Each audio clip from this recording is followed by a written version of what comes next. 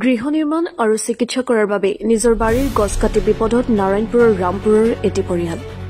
আমি গছ কেইজোপা কাটিছিলোঁ ঘৰ অকণমান অসুবিধাৰ কাৰণে দেউতা এনেকুৱা প্ৰব্লেমৰ কাৰণে পইচা কেইটামান দৰকাৰ হৈছিলে। গৃহ নিৰ্মাণৰ লগতে চিকিৎসা কৰাবৰ বাবে বাৰীৰ গছ কাটি বিপদত পৰিছে এটি দুৰ্ভগীয়া পৰিয়াল। নাৰায়ণপুৰৰ ৰামপুৰত নিজৰ বাৰীত থকা 3 জোপা গছ কাটি বিপদত পৰিছে ডম্বৰু গগৈৰ পৰিয়ালটি। আমাৰ মানুহজনে বাৰীৰ ভিতৰতে গছ পুলি দিছিলে, বুঢ়া কালত আমি কি কৰি খাম? আমাৰ মাটি বাৰী তেনেকৈ নাইকিয়া, আমাৰ মাটি 4 বিঘা মাটি আৰু যি কৰি মেলি হাজিৰা কৰি ল'ৰাটোৱে ঘৰ এখন কোম্পানীত থাকি পিনি ঘৰখন বনালে। ঘৰ বনালে যদি এতিয়া সেই সৰু পুৰণা হ'ল, কাঠো ঘূনে খালে। তাৰে 3 জোপা গছ কাটিলে, এজোপা গছ আমাৰ মানুহজনৰ অসুখৰ কাৰণে চকু অপাৰেশ্যন হৈ আছে আৰু ইটো চকু অপাৰেশ্যন কৰিবলগীয়া হৈ আছে আৰু মাহে 5,000 টকা লাগে আৰু ক'ৰ পৰা দিব? ল'ৰাইনো সদায় ক'ৰ পৰা দিব? সেইটো কাৰণে দেউতাকে কি ক'লে, মই গছকেইটা ৰুইছোঁ, তাই তইও ল'বি এজোপা আৰু এজোপা মই মোৰ চকু চিকিৎসা কৰোঁ। এনেকৈ বুলি আলোচনা কৰি পিনি গছজোপা বেচিলে। বেচাৰ পাছত গছ ল'লে, কাটিলেহি, কাটি কৰি পিনি লওঁতে তেনেকুৱাতে ফৰেষ্ট আহি পিনি এই গাঁও হেৰিয়াৰ পৰা কাঠখিনি উঠাই পিনি লৈ গুচি গৈছে। আমি কৈছোঁ আপোনালোকে এইবিলাক কাম কেলৈ কৰিলে? আমিতো আপোনালোকক দিয়াত আছিলোঁ।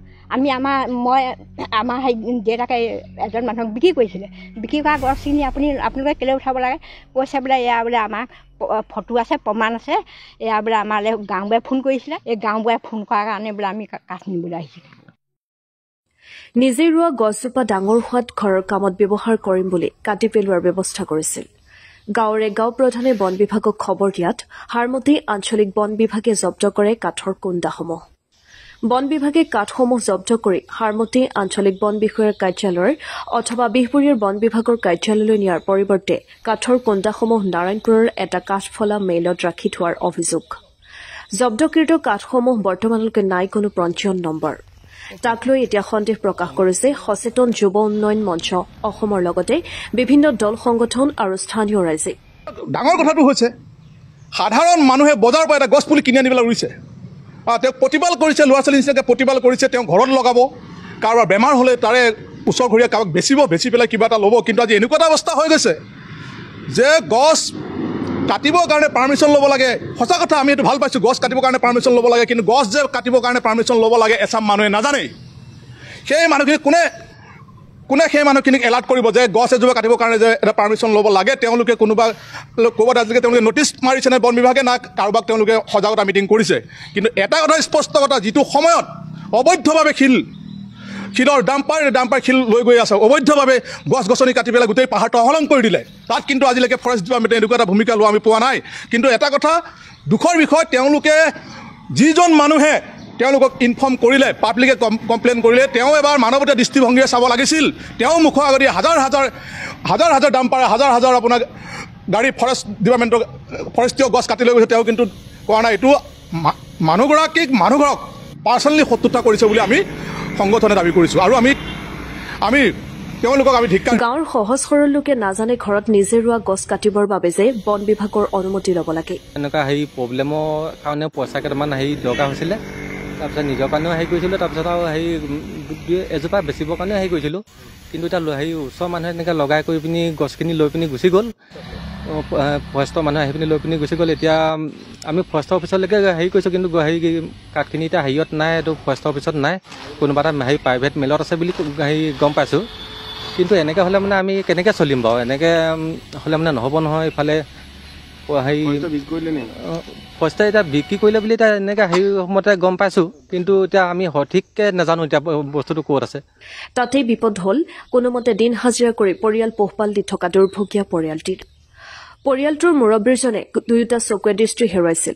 তাৰে এটা চকু অস্ত্ৰোপচাৰ কৰাৰ পাছত আনটো চকু অস্ত্ৰোপচাৰৰ বাবে বাৰীত নিজে ৰোৱা চেগুন গছ কেইজোপাৰ 2 জোপা গছ বিক্ৰী কৰা আৰু এজোপা গৃহ নিৰ্মাণৰ কথা চিন্তা চৰ্চা কৰি থাকোঁতে সংঘটিত হৈছে এই ঘটনা। ঘৰৰ গছ কাটিছে, ঘৰৰ ভিতৰৰ গছ, তাকে ঘৰৰ ভিতৰৰ গছ কাটিছে। তাৰমানে এনেকৈ হ'লে আমি কি ইমান সৰুৰ পৰা এনেকৈ দেউতাই কষ্ট কৰি পিনি পুলি কিনি আনি পিনি গছ ৰুইছেহি। কি গছ আছিলে? চেগুন গছ আছিলে, চেগুন আৰু গমাৰি। চেগুন 2 জোপা, তাৰপিছত গমাৰি এজোপা আছিলে। বাৰীৰ ভিতৰত সোমাই লৈ পিনি তাৰমানে সেই কোনোবাই লগাই দিলে তাৰপিছত ফৰেষ্টৰ মানুহে আহি পিনি উঠাই লৈ পিনি গুচি গ'লি কটা হৈছিলে মানে আপোনাৰ সেই দেউতা অসুবিধাৰ কাৰণে এনেকৈ সেই চকু অপাৰেশ্যন কৰা আছিলে পইচা পাতি 2 টকা দৰকাৰ হৈছিলে তাৰপিছত আকৌ ঘৰো এনেকৈ সেই চৌকাঠবিলাক অকণমান পচি আছিলে তাতো সেই লগাম বুলি ভাবিছিলোঁ এজোপা তাৰপিছত এজোপা বেছি দেউতা সেই অপাৰেশ্যনটো কৰাম বুলি ভাবিছিলোঁ চকু হেৰিও এতিয়া ব্যৱস্থা নাই মানে এতিয়া গছখিনি উঠাই লৈ গুচি গ'ল এতিয়া কোনো হেৰি নাই তাৰপিছত গাঁৱৰ মানুহে এতিয়া এনেকৈ হেৰি কৰি পিনি মিটিং চিটিং দিয়াই পিনি হেৰি কৈ আছে এতিয়া আপোনালোকে মোক এটা হেৰি ৰাস্তা এটা উলিয়াই দিব লাগে মই কেনেকৈ কি কৰিম এতিয়া এনেকৈ হ'লেতো কোনো মানুহে গছ কাটিব নোৱাৰিব এতিয়া চবেই ফটো এনেকৈ মাৰি পিনি কমপ্লেইন কৰিব গাঁও প্ৰধানগৰাকীৰ লগত বহুদিনৰ পৰা মতানৈক্য চলি থকাৰ বাবেই গছ কটাৰ খবৰ বন বিভাগক অৱগত কৰাৰ অভিযোগ তাৰ পিছতেই গাঁওখনত সৃষ্টি হয় এক হাহাকাৰ পৰিস্থিতি অন্যহাতে চৰকাৰী নীতি নিয়ম অনুসৰি কাঠৰ কুণ্টাসমূহ জব্দ কৰি নিৰ্দিষ্ট ঠাইত ৰখাৰ কথা বন বিভাগে সংবাদ মাধ্যমৰ আগত অৱগত কৰে চঞ্জুলিৰ ওচৰতে ৰোড ছাইড গছ কোনোবা কাটিছে কোনোবা পাব্লিক কমপ্লেইন আহিছে আপোনালোক ৰেঞ্জৰ পৰা টিমটো লৈ তাতে এটা ব্যৱস্থা কৰক বুলি ক'লে আমি গ'লোঁ ইয়াৰ পৰা আমি ৰেঞ্জৰ টিমটো তাতে গ'লোঁ গৈ মেলি তাতে বিচাৰি পালোঁগৈ ৰামপুৰ বুলি কয় ৰামপুৰ যে তাতে ৰোড ছাইডতে ৰাস্তাৰ ওচৰতে আৰু তাতে তিনিজোপা গছ মানে গোটা হিচাপে পাইছোঁ মানে চেগুন 2জোপা আৰু এই গমাৰি এজোপা আছিলে তাতে তাৰপিছতে এইটো কটাটো পাই আমি মানে বিভাগৰ নীতি নিয়ম অনুসৰি আমি এইটো জব্দ কৰি মেলি লৈ আহিলোঁ লৈ আহি আমাৰ তাতে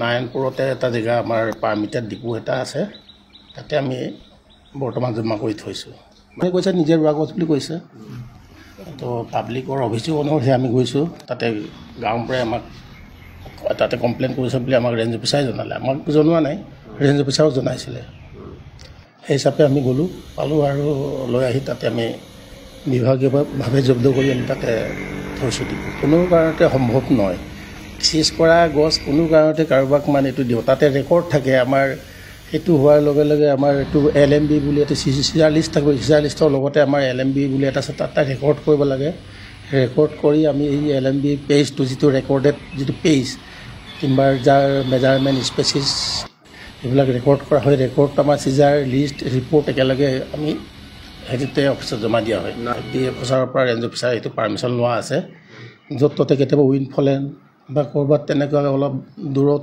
থকা কিবা কাৰণত যদি আমি ইয়ালৈকে আনিব নোৱাৰোঁ তেতিয়া তাতে আমি জমা কৰি ৰাখিবৰ সুবিধাৰ কাৰণে সেইটো পাৰ্মিশ্যন লোৱা আছে বিভাগীয়ভাৱে সেই ডিপুতে ৰখা হৈছে